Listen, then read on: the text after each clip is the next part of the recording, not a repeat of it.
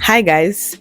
So Nigerian Twitter is on fire again, and guess what? This time around, it's not Wizkid versus Davido. It's not what does they always fight about. It is Nepo babies versus Lapo babies. If you've been online on X for the past 2 or 3 days, you will know exactly what I'm talking about. So it all started with a billionaire announcing that he wants to release a book, and one particular Twitter user said, we ain't gonna buy that story. We're not buying that story, Mr. Man. So sit down, grab your zobo, grab your popcorn. Let's dissect and digest this gist. So on one fateful day, 17th of July 2025, our oil and gas daddy, Femi Otedola, came online to announce his new book, making it big. Now, if you don't know Femi Otedola, he's the former boss of Xenon Petroleum and Gas, Fort Oil, Gerugu Power, and he's currently the chairman of FBN Holdings. This is a man whose net worth once crossed $1.2 billion according to Forbes. He has private jets, he has yachts, he has resorts, estates, you can name it. He has been in money for decades. So when he said he was writing a book about making it big, a lot of people were like, oh, that's nice, we're going to buy. That's a very good thing to do. And one particular Twitter user was like, hold up there. Just hold up. The name of the Twitter user is Uncle Ayo. I'm going to be posting some of his tweets as the video goes on. So he was like, hold up, sir. We're not buying that your gist because according to Uncle Ayo, there is no grass in your grass to grace story, sir. So what do you want to sell us? What do you want to tell us that we don't already know? That we are from the grass itself. So when Uncle Ayo said a few things about the book, he wrote some tweets about the book. Trust Nigerians. Under some seconds, they don't begin dig. And they found out that Femi Otedola's father was once upon a time a governor in Nigeria. Michael Otedola, Mr. Femi's father, is a former governor of Lagos State. So, sir, tell me how you want to tell me about hustle when your father is a former governor. Make it make sense. Now, Uncle Ayo did not just stop at one tweet. He made threads upon threads upon threads, dragging these so-called self-made billionaires whose stories always forget the part where their surnames did like 50 to 100% of the job. And that was where the internet gave us two new names and tribes: Nepo babies and the Lapo babies.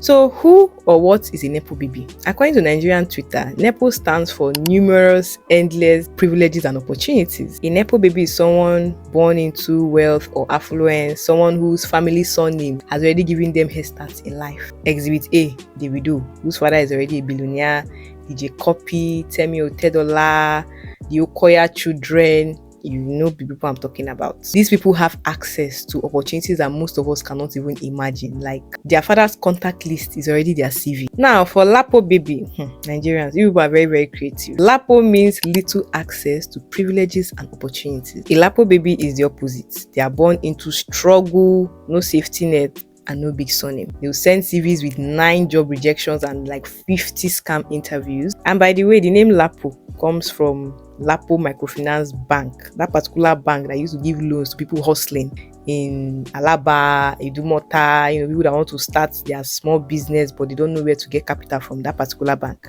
Yes, if you're in Nigeria, if you're not born with a silver spoon, now that loan ain't going to help you buy your first goods or something. That's for people that know about it too. The Uncle Ayo guy did not just drop a tweet too. Oga came with receipts. He actually called out the motivational fraud that some of these rich people package as inspiration. Let's read some of his tweets and then we'll be right back to discuss it. You have never been relatable. As them born you don't dey 3,000 steps ahead. Dangote got $3,000 loan and being a gift in 1977. Where my paps want Tifam. Just be flying your PJs and eating your spaghetti bologna. Oh wow. Just don't whine us. This was a direct shot at Femi Otedola. Dear rich people and rich people kids, see ba, it's okay to live your life without any kind of relational guilt. It's not your fault that our parents were spanified. Stop romanticizing trenchified routes to success. Stop making your music, books and podcasts relatable. Voila, you people don't know what access is. There's no child of an ex-governor or ex-president that is not doing well because they don't like spotlight. Before yesterday, would you have known that Tinubu's daughter paid $2.2 million cash for a house 1 decade ago at 22? Aliko Dangote had 3 siblings: Sani, Bello and Garba, all of blessed memories. Sani died of colon cancer, Bello died in a plane crash alongside Abacha's son, Garba died of stroke in 2013. They were all doing incredibly well as at the time of their death. VPDs bore that. Since we're talking about Otedola, 5 siblings, Ayo runs Otedola Farms, Rotimi runs Afrinero. They both invested $3.6 million in Gerigo. Lola is an accomplished lawyer. Most of the top shows in Nigeria run under Muiwa's entertainment label, 10 label. Did me pants they wear you. Let me bust your brain again. Mr. Easy's father, Captain Ajibade, is a pilot, retired as a squadron leader. His parents even run an aviation consulting business. Now while they look that Ibadan boy that year, he wants to copy from Twitter. Who's your daddy? DJ Exclusive's real name is Rotimi Alakija. Rings the bell? Yep. He is the nephew of Folorunsho Alakija, second richest African woman. Again, not to take away from his talent, but Trench's DJ don't play for you before. British born, 2 degrees before he pursued his dreams. You know what it means to start your career rolling with Neo, Nas, Fat Joe? Kid Wire 2 will write book tomorrow.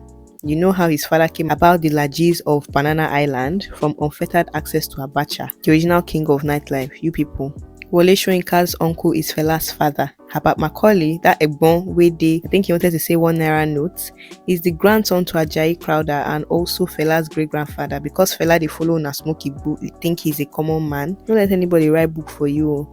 Just chase your dreams, money will follow. No be for you, poor man pikin. For you, na the other way around. Chase the money, then your dreams will follow. Also, pull your singlet down. If you raise them up, your nipple go show. If your nipple show, then go to wine am. These guys' tweets were like just pouring fuel on the fire. He did not just stop at Otedola. He also started calling out how the Nigerian system is rigged against Lapo babies. Remember, the Lapo babies are the poor ones. His main issue is that these grass to grace stories are always sold by the elites. Why? He made points that, people like Femi Otedola, whose father was a governor, don't always acknowledge the privilege that gave them a head start in life. And I don't know why that is. It's not as if Nepo babies don't work hard. It's not as if they're not working hard, but you can't compare their head start in life. Their starting line is always miles ahead of the average Nigerian starting line. Politicians, business moguls, even some Nollywood stars and musicians who frame their success as pure hustle. Oh, I started from the trenches. Meanwhile, in real life, it is their father's name or is their son name that actually played a very big role to their success. Twitter NG caught fire and people started sharing hot takes, memes, and their own personal stories. This Nepo trend by Uncle Ayo revealed the irregularities in the Nigerian system. How the Lapo kids usually find it hard in overcoming that system that keep their generation poor and impoverished.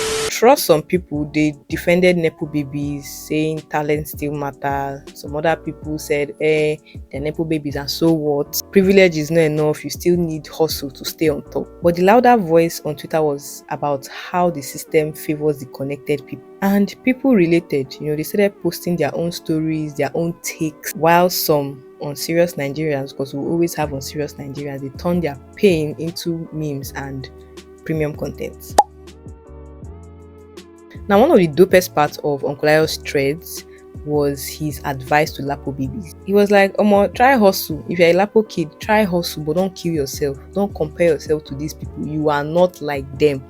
Even though they want to make you feel lazy, they want to make you feel like you're not doing enough, you are not like them. Your head start in life is different from their own head start. It's more like they've already passed you with like 10 zeros. Our own challenges are different. Like, we are thinking about Nepo, we're thinking about inflation, we're thinking about job wahala, the stress. There are some of us that cannot even afford laptops.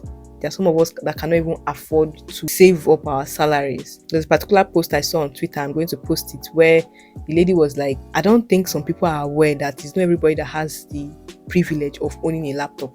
And one uncle or auntie in the comment section said something like, in 2014 or 2015, I didn't touch my salary. I was able to save up my salary to get a new laptop.